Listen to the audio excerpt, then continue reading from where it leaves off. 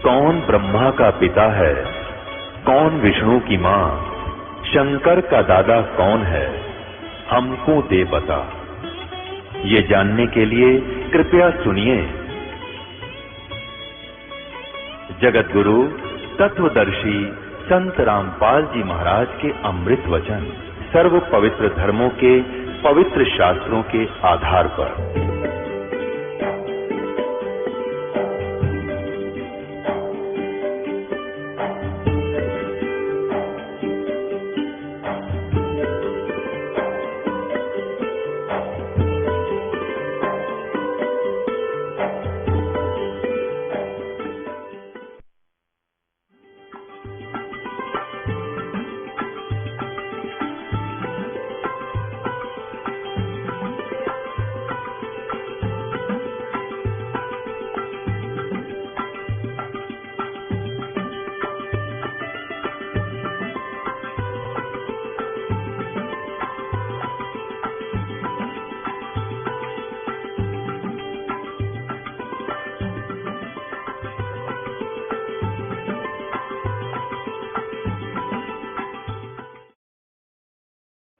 एक वर्ष वो नए पत्ते फड़फड़ फड़फड़ करके बस्ती मार लेंगे और जब आवेगी फिर बसंत ऋतु वो सारे टूट टूट के नीचे गिर जाएंगे और उनका विनाश होगा। इस प्रकार क्या बताना चाहते हैं कि पतझड़ आवत देख कर बन रो मनमाही, ये ऊंची टहनी पात से ई पीड़े हो जाए। और पात झड़नता यूं कहे सुन भई तरवर राय, अब के बिछड़े नहीं मिले ना जाने कहां गिरेंगे जाए। तरवर कहता पात से सुनो पात एक बात, यहां की यह रीति है एक आवे एक जात। अब वो तरवर के माध्यम से परमात्मा एक जीव को समझाना चाहते हैं कि कुल के लोग ये कहते हैं भाई ये तो यहाँ पर मृत्यु और जन्म तो सभी के साथ होगा, चिंता मत कर, अपना शरीर छोड़ दे, एक दिन सबने ही जाना है। तो ऐसे ही परमात्मा बता रहे हैं कि तरवर कह रहा है उस पत्ते को कि यहाँ की तो यही एक परंपरा है, एक आ गया और दूसरा प्रस्थान कर गया। जैसे बूढ़े बुजुर्ग ये हमारे जैसे हो लिए, ये सफेद बाल हो गए, पता लग गया कि तू चलने की तैयारी कर, और उधर से पोते पुत्र पोते हो गए तैयार कि हम संभालेंगे तेरे वाले स्थान में। अब वो हम तैयारी कर रहे हैं जाने की, वो आ लिए पीछे थे 50 60 70 80 वर्ष वो नाच कूद लेंगे, फिर वो भी उसी गड्ढे में। और अब यदि हम सच्ची भक्ति करेंगे तो दुख नहीं, आगे सुख ही सुख होगा। हम सतलोक जाएंगे, हमारे बच्चे भी, हमारे पोते भी और हम भी, और हमसे संबंधित जो इस मार्ग पर जुड़ चुके हैं, हम उस स्थान पर जाएंगे जहां कभी मृत्यु नहीं होगी, कभी बुढ़ापा नहीं है। अब ये है हमारा विषय, ये है हमारा यहाँ का ये कोरस, ये हमारा कोरस है यहाँ का कि हम इस कोरस को करके हम सतलोक चले जाएंगे। और ये वो कोर्स है, ये वो ट्रीटमेंट है, ये वो पढ़ाई है जो अपने सिलेबस में लिखी हुई है। अभी तक हमें जितने भी संत गुरु ऋषि महर्षि मिले वो आउट ऑफ सिलेबस पढ़ाया करते थे, इसलिए हम काल के जाल में फंसे रहे, जन्म और मृत्यु के इस चक्कर में फंस गए, इससे बाहर नहीं हो पाए। गीता जी अध्याय नंबर 4 के श्लोक नंबर 5 से 9 तक, गीता ज्ञानदाता ब्रह्म 21 ब्रह्मांड का स्वामी, ब्रह्मा विष्णु महेश का पिता, ये श्री कृष्ण में प्रवेश करके गीता जी का ज्ञान बोल रहा है। ये कह रहा है कि अर्जुन तेरे और मेरे बहुत जन्म हो चुके हैं, तू नहीं जानता मैं जानता हूं। और 9वें श्लोक में कहता है कि अर्जुन मेरे जन्म और कर्म दिव्य हैं, अलौकिक हैं। फिर 8वें अध्याय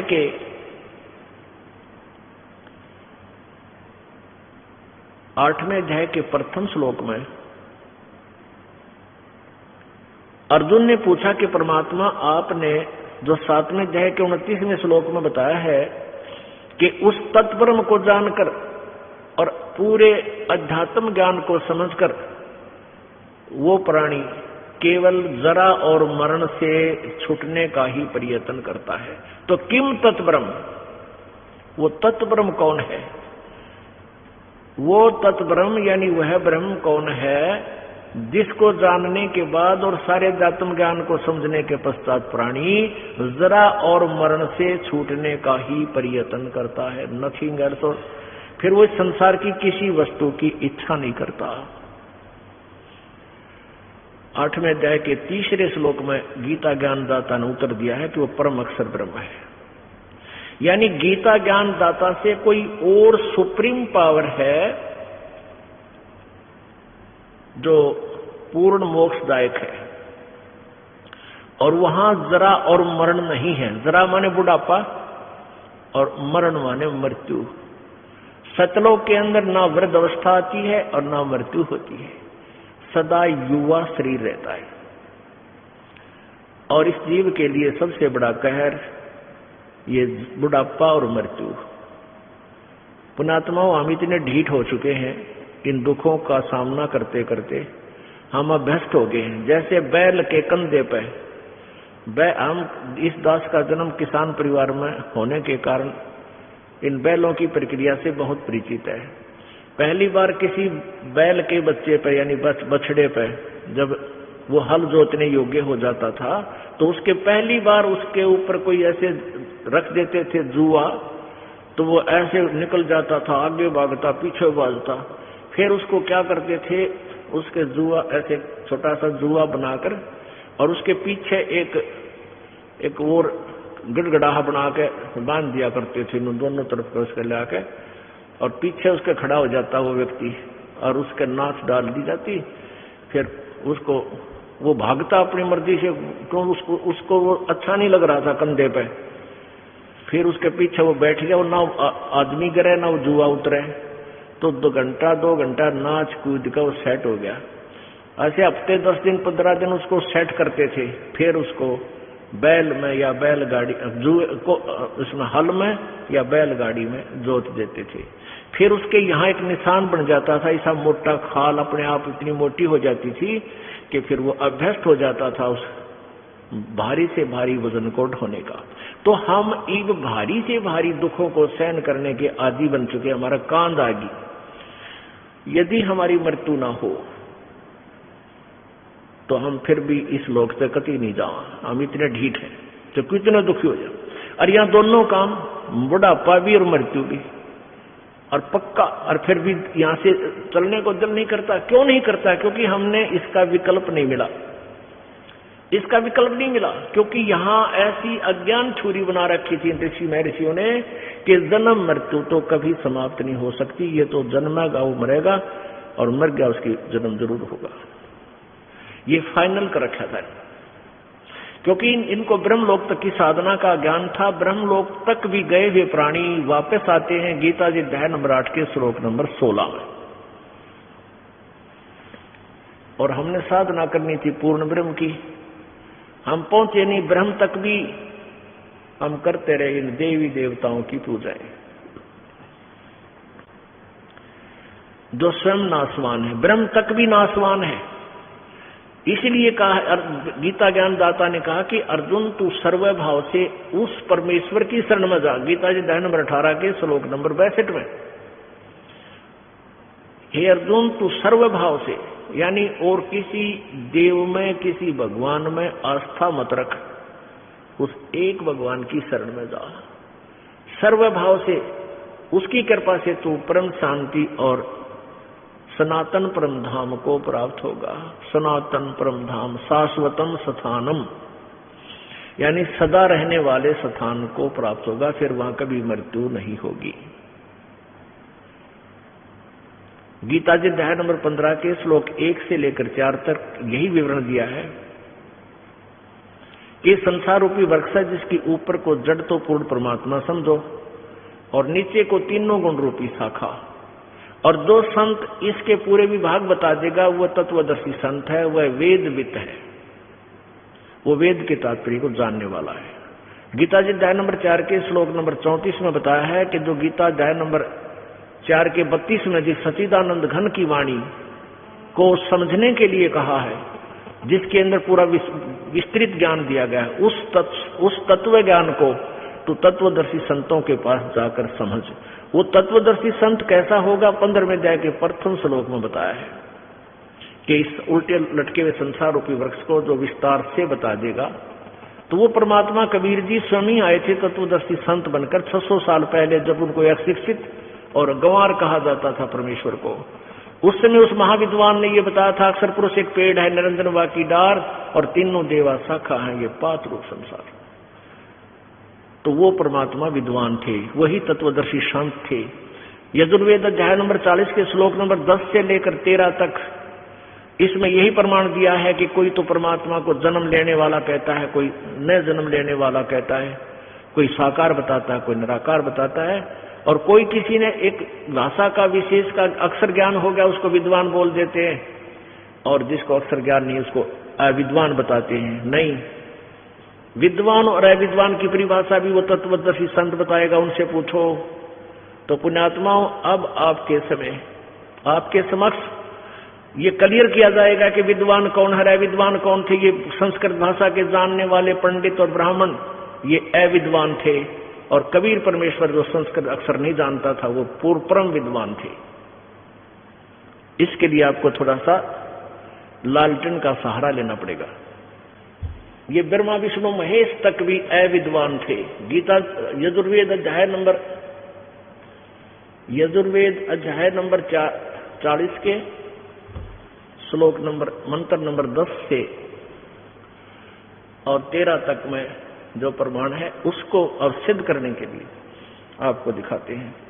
ब्रह्मा विष्णु महेश भी वेद ज्ञानहीन थे, अध्यात्म ज्ञान से परिचित नहीं थे।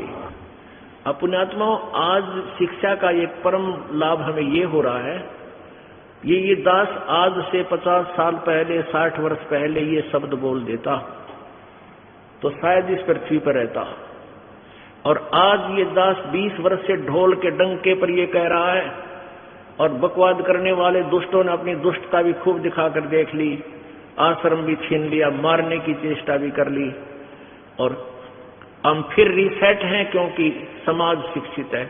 शिक्षा का हमने अगर लाभ है तो ये लाभ हुआ कि पूर्ण समाज जो हमसे परिचित हुआ वो समझ गया कि रौला किस बात का है।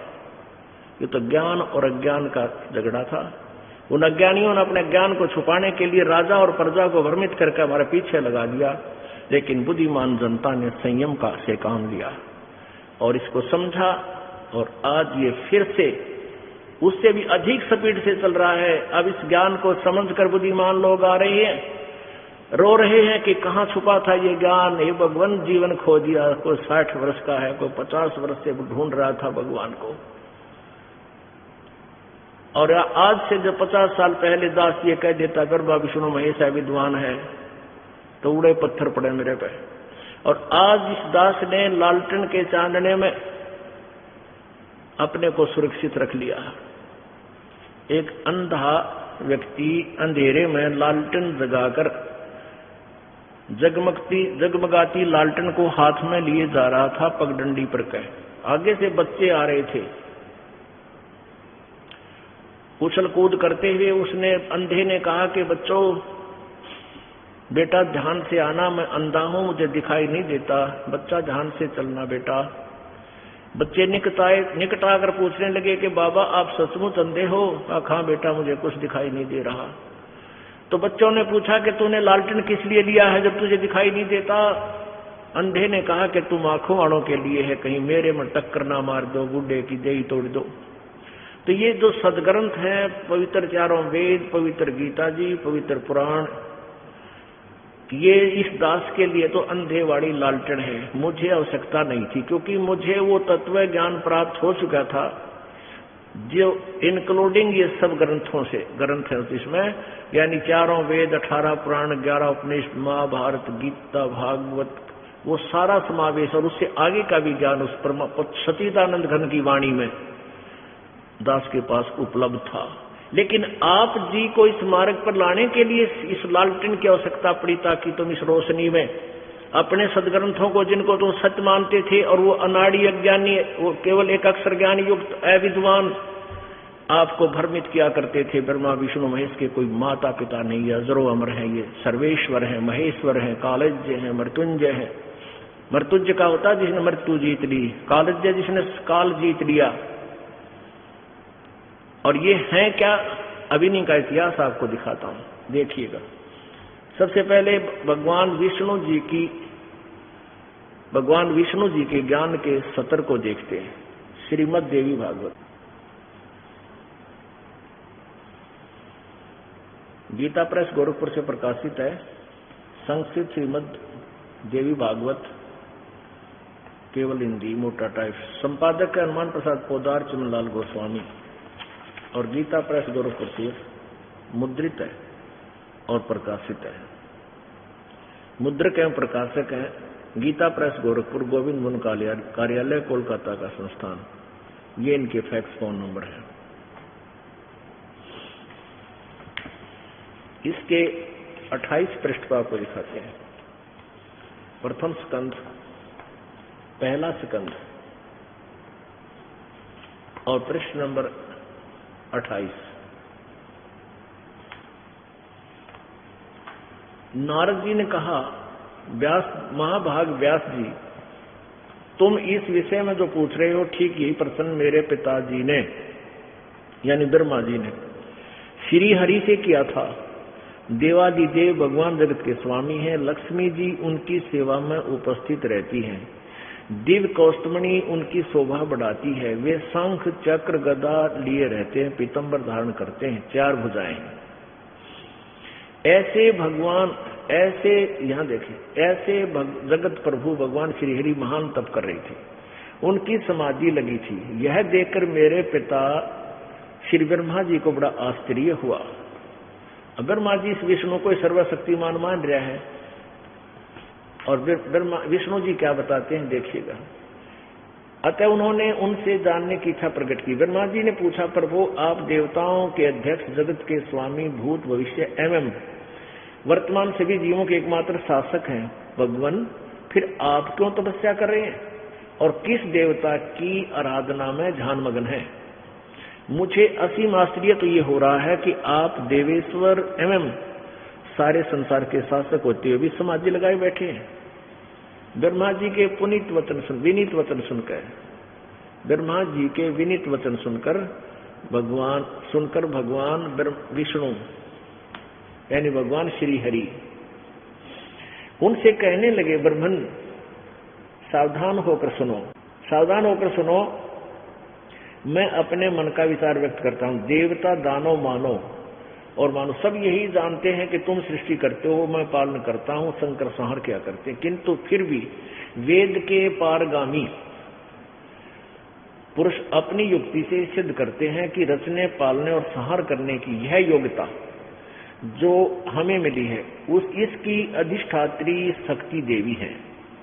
वे कहते हैं कि संसार की सृष्टि करने के लिए तुम में राजसी शक्ति का संचार हुआ है, यानी ब्रह्मा रजगुण है, और मुझे सात्विक शक्ति मिली है, विष्णु जी सतगुण है, और रुद्र में तामसी शक्ति का आविर्भाव हुआ है, ये शंकर जी तमोगुण है। उस शक्ति के अभाव में तुम इस संसार की सृष्टि नहीं कर सकते, मैं पालन करने में सफल नहीं हो सकता, और रुद्र से संहार कार्य भी होना भी संभव नहीं। ब्रह्मा जी इस प्रकार हम सभी उस शक्ति के सहारे ही अपने कार्य में सदा सफल होते आए हैं। सुवर्त प्रत्यक्ष और परोक्ष दोनों उदाहरण मैं तुम्हारे सामने रखता हूं, सुनो। यह निश्चित है कि उस शक्ति के अधीन होकर ही मैं इस शेष नाग की सैया पर सोता और सृष्टि करने के अवसर पर आते ही जाग जाता हूं। मैं सदा तप करने में लगा रहता हूं। उस शक्ति के शासन से कभी मुक्त नहीं रह सकता। कभी अवसर मिला तो लक्ष्मी के साथ सुख पूर्वक समय बिताने का सौभाग्य प्राप्त होता है। मैं कभी तो दानों के साथ युद्ध करता रहता हूं। अखिल जगत को भय पहुंचाने वाले दैत्यों के विकराल शरीरों को शांत करना मेरा परम कर्तव्य हो जाता है। और यहां तोड़ पाड़ दिया, मुझे सब प्रकार से, ये 29 पृष्ठ पे, 29 पृष्ठ पे, मुझे सब प्रकार से शक्ति यानी दुर्गा के अधीन होकर रहना पड़ता है। उन्हीं भगवती शक्ति का यानी दुर्गा का, शेरा वाली का मैं निरंतर ध्यान किया करता हूं। ब्रह्मा जी, मेरी जानकारी में इन भगवती शक्ति से बढ़कर दूसरे कोई देवता नहीं। अपने आत्माओं, नारद जी, व्यास जी, ब्रह्मा जी और विष्णु जी, इनके ज्ञान के सतर से आप परिचित हो गए कि विष्णु, नारद जी तो व्यास को बता रहे हैं, और कहां से सुना? ब्रह्मा जी से और विष्णु जी की वार्ता। अब ब्रह्मा जी क्या कह रहे हैं कि आप तो देवताओं के भी देवता हो, सारे संसार के मालिक हो, आप क्यों साधना करते हो? और दूसरा ये होगा कि रजगुण ब्रह्मा है, सदगुण विष्णु, तमगुण शिव जी। और तीसरा इससे ये स्पष्ट हुआ, विष्णु जी कह रहे हैं कि मेरे विचार में, मेरी जानकारी में, मैं जितना अध्यात्म ज्ञान से परिचित हूं, तो दुर्गा से ऊपर कोई देवता नहीं है। यानी मैं सबसे बड़ा भगवान दुर्गा को मानकर इष्ट रूप में उसका ध्यान लगा रहा हूं। अब दुर्गा क्या बताती है? अब दुर्गा वचन सुनो, दुर्गा के बोल 562 पृष्ठ पे, 562 पृष्ठ पे दुर्गा हिमालय राजा को ब्रह्म के विषय में बता रही है। ये है 7वां स्कंध और 562 पृष्ठ, ये संक्षिप्त देवी भागवत। यहां नीचे आइएगा। देवी के द्वारा हिमालय को ज्ञानोपदेश, ब्रह्म स्वरूप का वर्णन। श्री देवी जी कहने लगी, पर्वतराज, इस प्रकार ये तो पहले अपने विषय बता, फिर वास्तविकता ये बता रही है कि उस ब्रह्म का क्या स्वरूप है, यह बतलाया जाता है।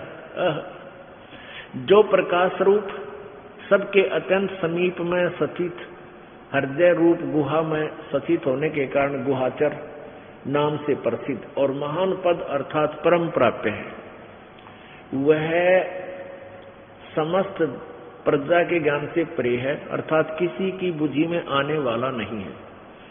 यह तुम जानो। जो परम प्रकाश रूप है, जो सूक्ष्म से भी अत्यंत सूक्ष्म है, जिसमें संपूर्ण लोक और उन लोकों में निवास करने वाले प्राणी स्थित हैं, वही ये अक्षर ब्रह्म है। अब देखो, ये अक्षर ब्रह्म बोल रही है और फिर ब्रह्म का ज्ञान बता रही है, और वही सबके प्राण है, वही सबकी वाणी है और वही सबके मन है। यह परम सत्य और अमृत अविनाशी तत्व है। सौम्य, उस वेदने योग्य लक्ष्य का तुम वेदन करो, मन लगाकर उसमें तन्मय हो जाओ। सौम्य, उपनिषद में कथित महान अस्त्र रूप धनुष लेकर उस पर उपासना द्वारा तीक्ष्ण किया हुआ बाण संधान करो, और फिर भावनागत चित्त के द्वारा उस बाण को खींचकर उस अक्षर रूप ब्रह्म को लक्ष्य बनाकर वेधन करो। उसका क्या, यहाँ पर अक्षर रूप ब्रह्म, उसका नाम के मंत्र क्या बताया है? परवण, यानी ओम तो उसका मंत्र है, धनुष है, और जीव आत्मा साधक है यानी उसका बाण है, और ब्रह्म उसका लक्ष्य है। ओम का जीव आत्मा ओम का जाप करे, ब्रह्म को अपना आराध्य इष्ट मानकर उस एकमात्र परमात्मा को ही जाने।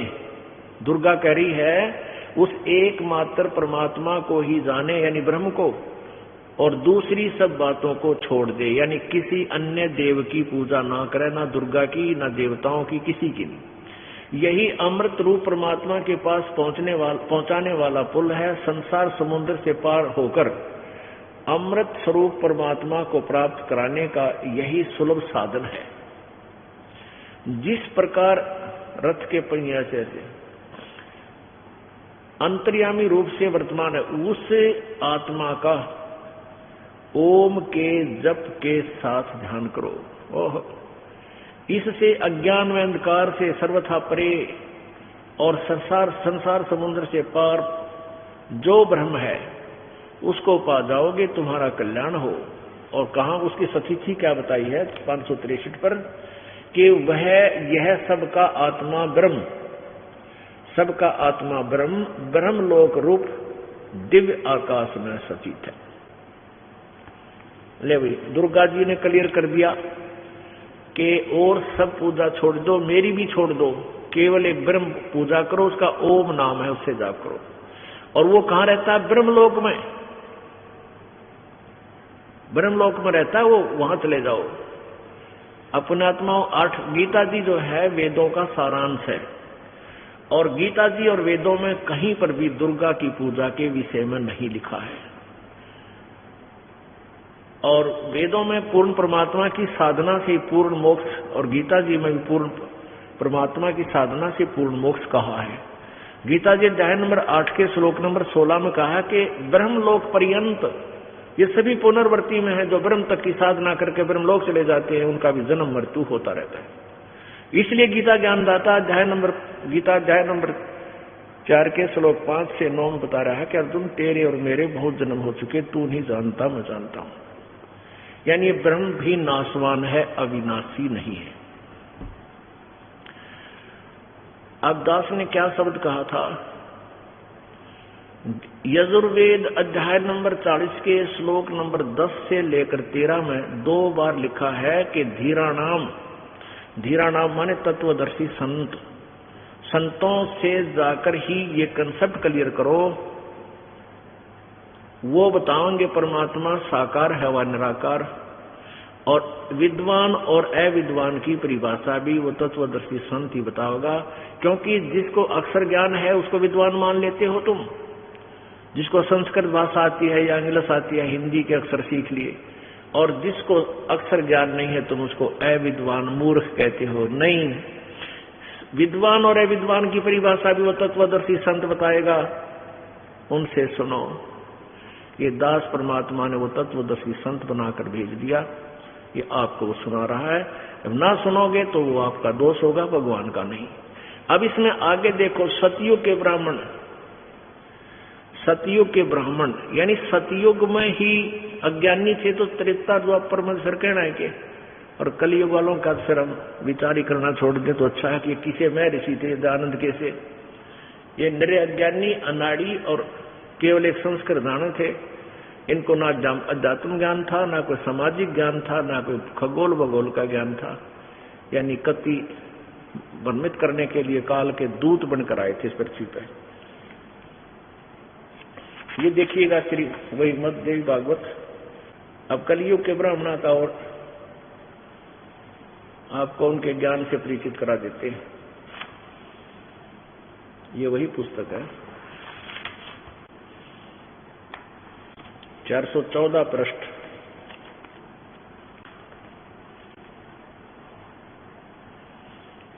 संत शिव देवी भागवत 6ठा स्कंध।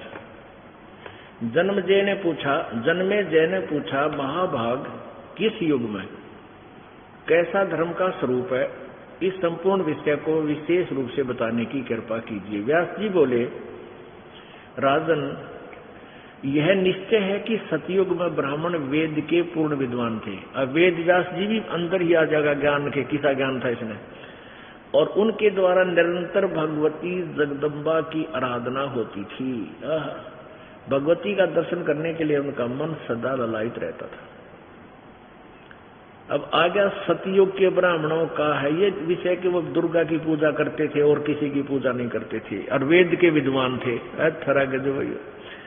अब सतयुग के ब्राह्मणों का यू हाल था कि वो दुर्गा तो ऊपर किसी ने मानते नहीं थे, तो इससे से देखो उनकी ब्रह्म तक भी बुद्धि ना जग गई थी, ब्रह्म तक भी वो साधना नहीं करते थे, दुर्गा यानी माया की पूजा में लगे हुए थे। उससे सिद्धियां आ जाती हैं। ये एक दो मंत्र हैं, जैसे हम आपको 5 मंत्र देते हैं, इन्हीं में से किसी को 1 दे देते थे, वो किसी में 2 दे देते, और उसी की साधना में कई वर्ष लगे रहते थे, उससे सिद्धियां आ जाती थी। और फिर वो पंसारी, हल्दी की गांठ से पंसारी बन जाते थे, सिद्धियां प्राप्त करके। एक गौतम ऋषि था, एक समय इस देवी पुराण में ये प्रमाण आता है राजा परीक्षित ने एक ऋषि के गले में सर्प डाल दिया। उस ऋषि के लड़के ने, वो समाधिस्थ था ऋषि, तो उसके लड़के ने जब देखा कि तेरे पिता की बेइज्जती कर दी, मरा हुआ सर्प डाल दिया, उसने उसको श्राप दे दिया कि तुझे तक्षक सर्प डसेगा, 7वें दिन तेरी मौत हो जाएगी। अब उधर से वो 7वें दिन तक्षक ने डसना था, उधर से गौतम ऋषि को पता चला, उसने पता चला कि मेरे पास सर्प का विष उतारने की सिद्धि है, मंत्र मैंने सिद्ध कर रखा है, और मैं राजा को जीवित कर दूंगा तक्षक डसने के बाद, और राजा मुझे खूब धन देगा। इस उद्देश्य से उसने सारा जीवन यह सिद्धि की। वो चला जा रहा था, उधर से तक्षक उस सर्प को पता चला। वो तक्षक सर्प मनुष्य रूप धारण करके गौतम ऋषि के सामने खड़ा हो गया और कहने लगा, महापुरुष कहाँ जा रहे हो?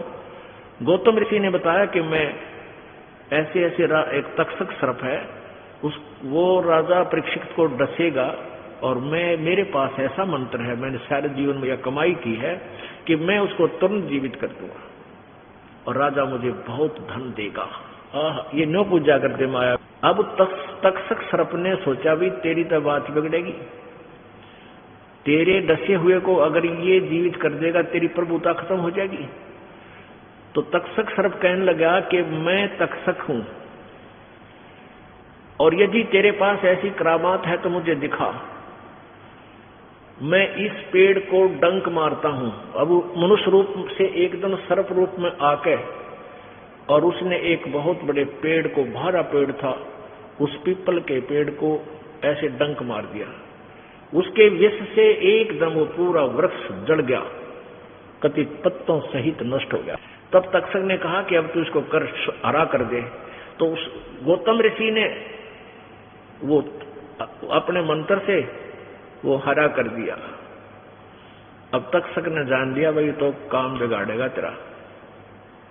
तो तक्षक कहने लगा कि आप ऐसा ना करो, अब यदि मैं डसूंगा और मेरे डसने से वो नहीं मरेगा तो वो ऋषि बालक मुझे भी श्राप दे देगा, मुझे डर लगता है।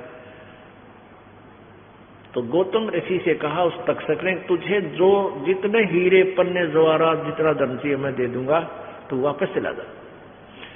तो कहते हैं गौतम ऋषि ने फिर ध्यान लगाया, ध्यान से देखा कि राजा परीक्षित की शेष आयु नहीं है, वो उस दिन उसने मरना ही है, उससे तक्षक से ही मरेगा। तो उसने देख लिया और ये सोच लिया कि अब मैं उसको जीवित नहीं कर सकता। अपने मन में सोच लिया कि उसकी सांस नहीं है, श्वास शेष नहीं है, तो मैं उसको जीवित नहीं कर सकता। तब उसने कहा ठीक है तक्षक, मुझे दे तू धन, मैं वापस चला जाता हूं। तो तक्षक ने उसको ला करके बहुत ज्यादा धन, सोना चांदी, हीरे पन्ने मोती बांध दी गठड़ी, और वो पंडित जी गला दिया टट्टू की तरह उल्टाया गया। सारा जीवन में ये माया की साधना ये नो करा करते। अब वो देखो सारे जीवन में उसने अपना ये मंत्र क्रिया साधन, लोगों ने तो देखा बड़ा साधना कर रहा है, तपस्या हट कर दी, कमाल कर दिया, और डोवे डले वो चावे माया। हाय हाय कहते हैं डम्ब करें डोंगर चढ़ाए अंतर जीनी झूल, और जग जाने बंदगी करें बोह सूल बबूल। तो यहाँ ये बताया जा रहा है कि ये कलयुग के ब्राह्मण बड़े वेद के विद्वान होते थे, और ये माया की पूजा करते थे, हीरे जवाहरातों की ये मिल रहे मैंने, क्योंकि ये राजाओं को क्यों प्रभावित करते थे, सिद्धियां करके उनको सिद्धियां दिखा दी, किसी का नाश कर दिया, किसी को आबाद थोड़ा बहुत कर दिया, अपने टायर से दूसरे के टायर में हवा भर देते थे, वो आप भी खाली हो जाते थे, उनका भी काम ना चला है। तो ऐसे ये भक्ति बिगड़ी हुई थी। अब देखो ये स्पष्ट हो गया, ये तो सतयुग के ब्राह्मणों की दशा बताई है कि सतयुग के ब्राह्मण वेद के पारग पूर्ण विद्वान होते थे, और सतयुग के ब्राह्मण, और वो दुर्गा ही पूजा करते थे। तो कलयुग वालों का क्या होगा? अब इसी में फैसला दे रखा दुर्गा पुराण में, देखना ये वही दुर्गा पुराण 414 पृष्ठ पे आप पढ़ रहे थे, छठे सकंद में। ये बाप ने ये पढ़ा है कि राजन, ये निश्चय है कि सतयुग में ब्राह्मण वेद के पूर्ण विद्वान थे, उनके द्वारा निरंतर भगवती जगदम्बा की आराधना होती थी। भगवती का दर्शन करने के लिए उनका मन सदा ललायित रहता। ये तो सतयुग के ब्राह्मणों के ज्ञान का सतर वेद के विद्वान बतावें। और वेद में की तो दुर्गा की पूजा नहीं, दुर्गा के उसकी पूजा करो ब्रह्म की, और ब्रह्म करे उस कहे उस पूर्ण ब्रह्म की पूजा करो तत्वदर्शी संत की खोज करके। तो कलियुग के ब्राह्मण किसे होंगे? ये इस टाइम लिख रखा है, देखो ये यहां लिख रखा है। धर्म की यह सतीथि त्रेता में रही, परंतु कुछ ह्रास हो गया। सतयुग की जो सतीथि थी वह द्वापर में विशेष रूप से कम होगी। उन प्राचीन युगों में जो राक्षस समझे जाते थे वह कलयुग में ब्राह्मण माने जाते हैं, क्योंकि अब के ब्राह्मण प्राय पाखंड करने में तत्पर रहते हैं, दूसरों को ठगना, झूठ बोलना और वैदिक धर्म कर्म से अलग रहना कलयुगी ब्राह्मणों का स्वाभाविक गुण बन गया है। ये दास कह दे तो लड़ाई हो जाती। ये तो वो सदग्रंथ बता रहे हैं जिनको हम मानते हैं। ये तो आपको दिखाई लालटेन है, क्योंकि इससे अब आप जो भी भगवान पुण्यात्मा इस सदग्रंथ को आंखों देख लेगा, मेरे दिखाए से पेटा ना भरा, क्योंकि इतना अंधेरा हो रहा है। फिर घर जाकर देखेगा प्रश्न नोट करके अपने आड़ी में, जब पेटा भरा इसका को हो सचमुच ये दवाई महाराज जी तो सच्ची बताओ है, गलत तक नहीं। फिर सोचना शुरू करता है वो। अब ईब कित कुआं पड़े भाई, कुछ दिन न्यूट्रल हो जाता है, बिल्कुल सुन्न हो जाता है। अब क्या करें? हमने संत की वेशभूषा ऐसी मान रखी थी भाई, सिर पर जटा हो, लाल लत्ते पर रखे हो, माला घाल रखी हो, और गाम गुम छोड़कर जंगल में रहता हो, बचपन से ब्रह्मचारी हो, तो हमारी वो भी एक गलत छुरी से, गलत सिद्धांत से हम वो भी प्रभावित रहते हैं कि अभी इब्राहिम पाल तो सीधे कपड़े साधारण सा व्यक्ति दिखा है, अरे तो जे ही था भाई, हाँ यो किसा संत। तो कई दिन में तो यह सेटिंग होगी, कई महीना में भाई संत किसा हो से। अरे परमात्मा का कपड़ा बना करते, एक जुलाहे में वर्ण में प्रकट हुए और कपड़ा बनते थे, वो परमात्मा थे। और नामदेव जी छिपा जाति में, दन्ना भगत जाट जाति में, किसान जाति में, गरीबदास जी किसान जाति में, और रविदास जी चमार जाति में, और वो परम संत थे, और कबीर परमात्मा स्वयं भगवान थे। लेकिन इन अज्ञान सिद्धांत ने, इन नकली ऋषियों ने परमात्मा और संत की परिभाषा ही बदल रखी थी।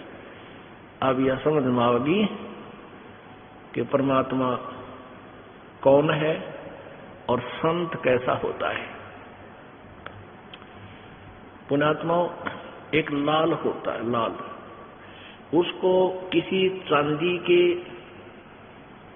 डिब्बे में रख दें तो भी कीमत उतनी है, और उसने बोरी में लपेट कर एक कपड़े में मैले से मर छुपा जा कि छुपा कर, तो भी कीमत उतनी ही है।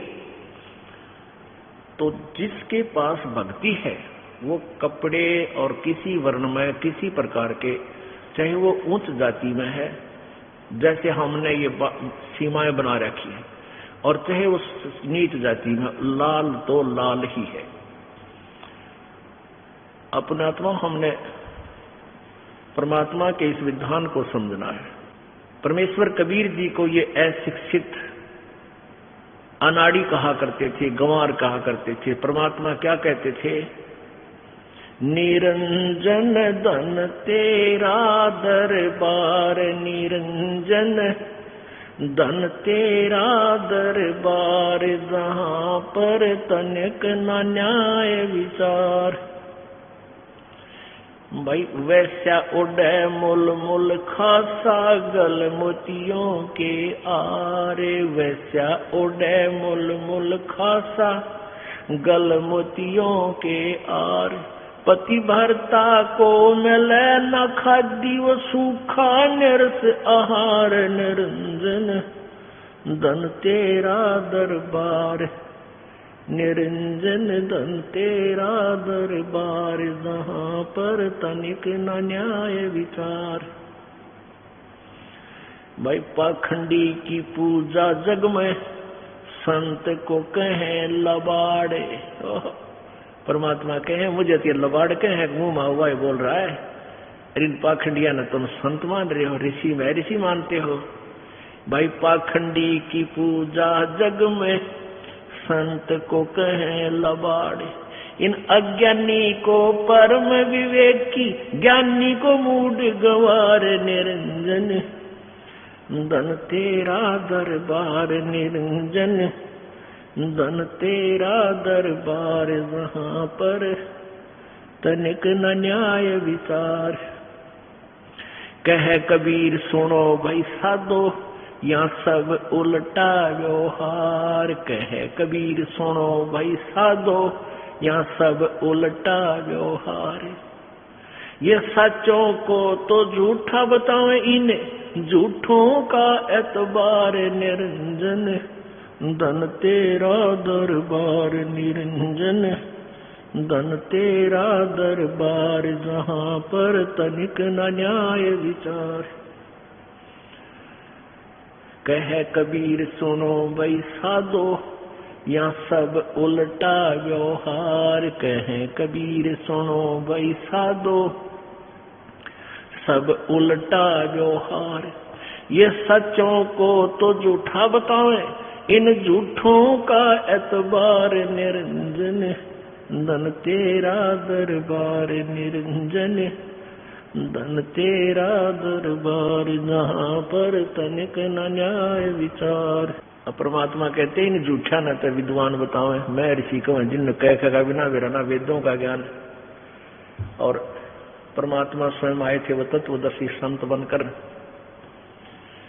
उनको ये अविद्वान अशिक्षित इस दयानंदमय ऋषि ने परमेश्वर के बारे में यही व्याख्या की हुई है 11वें समलास में कि कबीर तो अशिक्षित था, ये ऐसे ही कहीं पड़ा मिला था।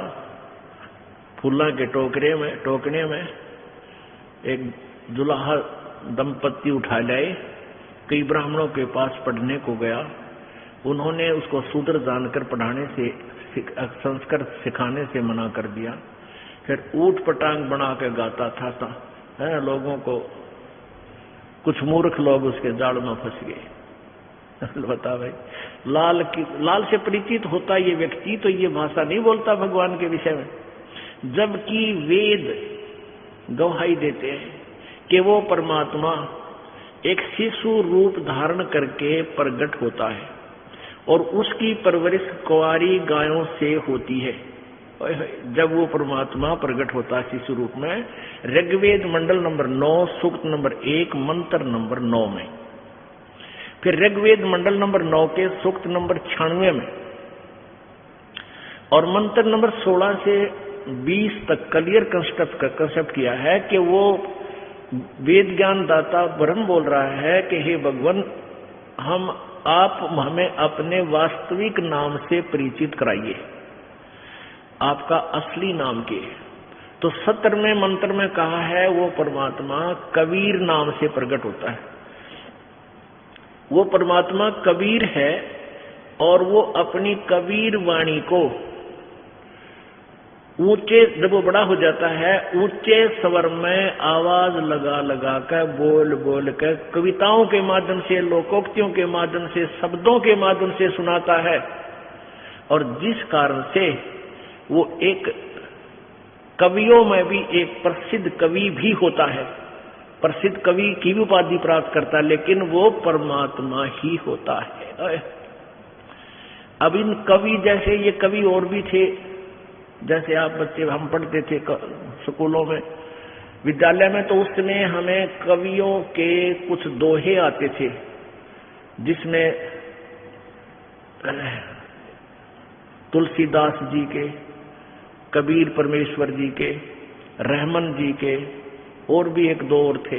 तो उन दोहों में हम, जैसे तुलसीदास जी के दोहे थे, उस तुलसीदास जी ने जो बोला है रामायण की लोकोक्तियां बोली हैं, वो तो उन्होंने बाद में बोली है जबकि रामायण घटना घट चुकी थी। वो भी कवि था। और एक परमात्मा जो पूर्ण ब्रह्म कबीर जी आए, उनके श्लोकों में, उनके दोहों में राम कृष्ण ब्रह्मा विष्णु महेश ब्रह्म परब्रह्म और सारे ब्रह्मांडों की रचना का भी ज्ञान है वो भी दोहों के माध्यम से।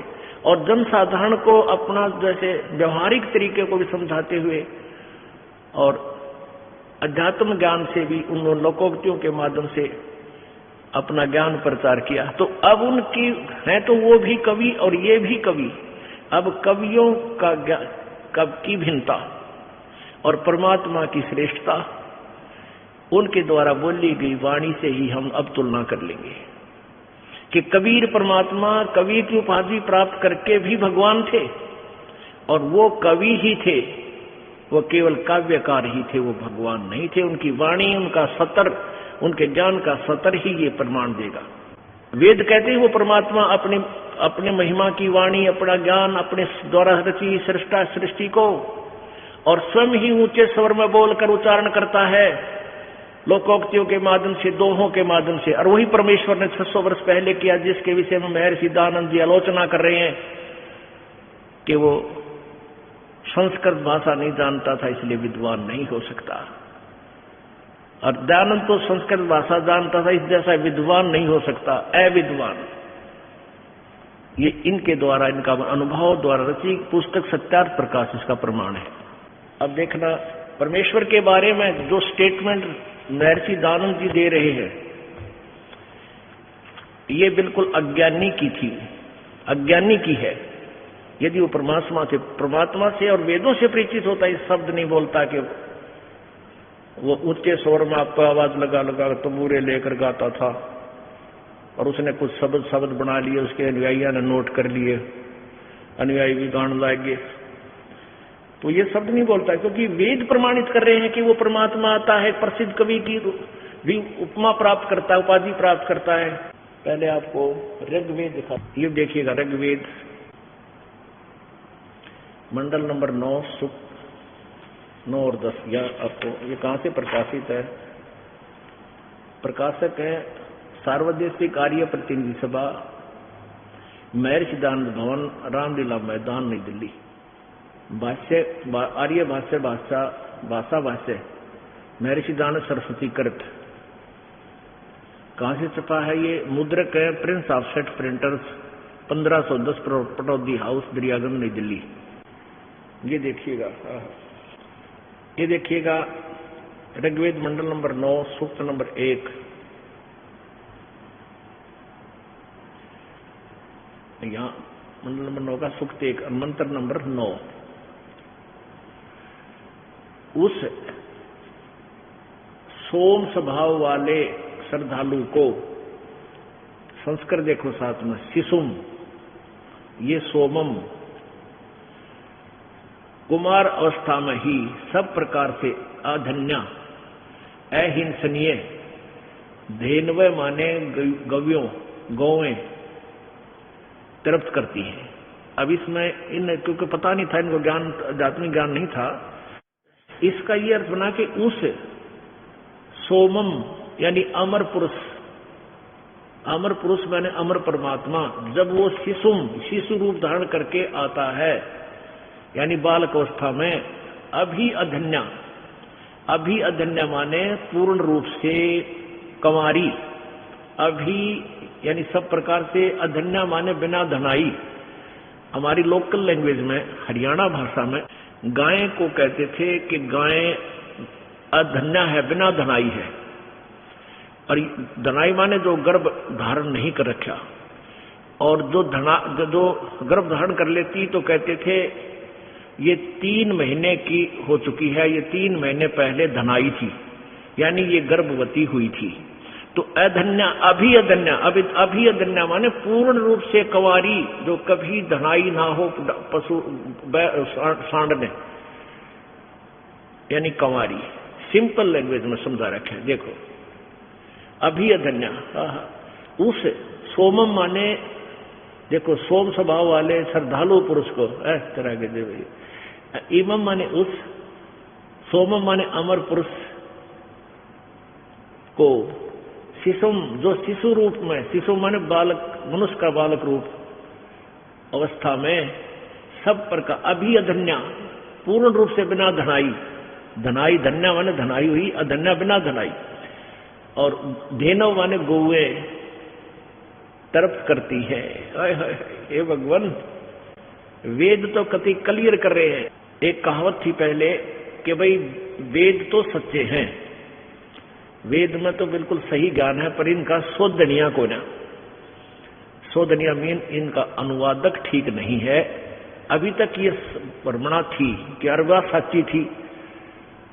अब जैसे मक्खन है, अब मक्खन में घी है और जिसने को ठीक से गर्म करना नहीं जानता तो छिड़ जाएगा, खराब हो जाएगा, तो कंडेम हो जाना।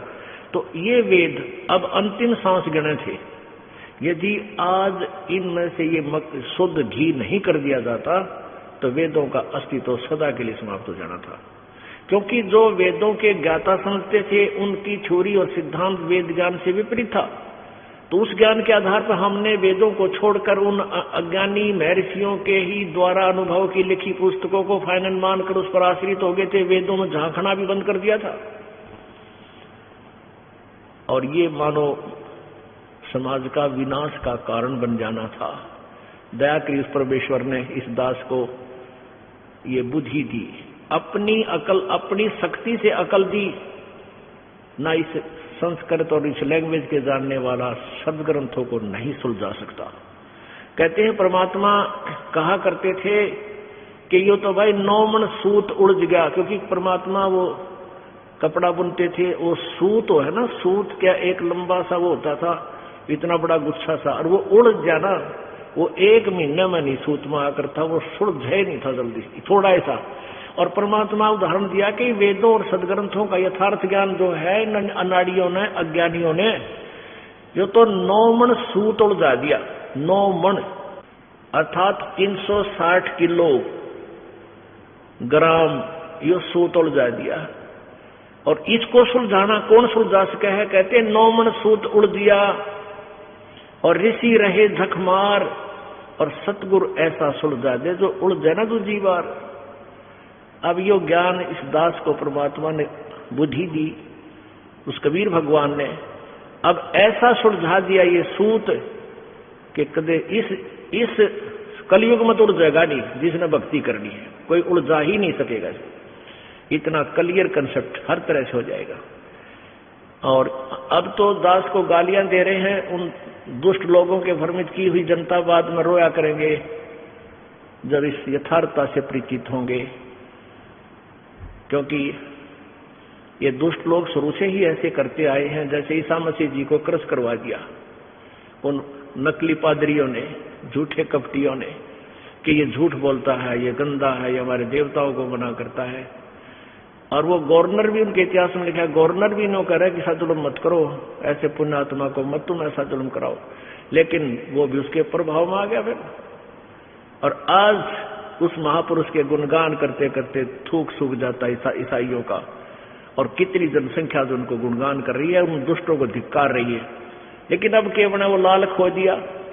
लेकिन अब हमें ये सुअवसर मिल गया, हमारा एक सौभाग्य है कि हम आज शिक्षित हो गए और इन झूठे कपटी आचार्यों की बातों में आए नहीं, और मालिक का सहारा जब साथ है तो ये परमात्मा ने ये इस युग में पूरे विश्व तक पहुंचाना है, ये उनका वचन है। तो इस वचन को, मालिक के आदेश को जीव कैसे रोक सकता है? ये तो उसकी भूल है। तूफान को रोकने का प्रयत्न करना इस ज्ञान को रोकना मात्र है। अब देखो ये क्लियर हो गया। अब ऋग्वेद मंडल नंबर 9 सूक्त नंबर 96 का मंत्र नंबर 16, मंडल नंबर 9 सूक्त नंबर 96 और इसका मंत्र नंबर 16, इन्हीं के अनुवाद से, हे परमात्मन, गुह्यम माने सर्वोपरि रहस्य, चारों माने श्रेष्ठ। इन्होंने नाम का अर्थ नाम नहीं किया। इन्होंने नाम का यहां लिखना था, हे परमात्मन सर्वोपरि रहस्य श्रेष्ठ नाम, जो आपका नाम है। तुम्हारी संज्ञा नहीं लिखना था, नाम ही लिखना था, जो आपका वास्तविक नाम है, आप उसका ज्ञान कराएं। बस इतना ही काफी है। आप उपासक लोगों से सत्यमान हैं। अब सब आयुध है, अपने शक्ति रूपी यानी तत्व ज्ञान रूपी हथियार के साथ युक्त हैं, शस्त्र से युक्त हैं।